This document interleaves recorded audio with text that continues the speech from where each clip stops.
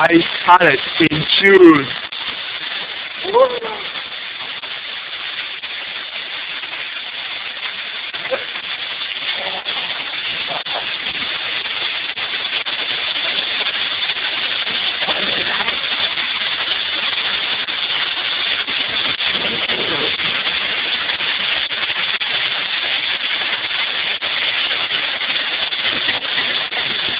Yes, that's my news.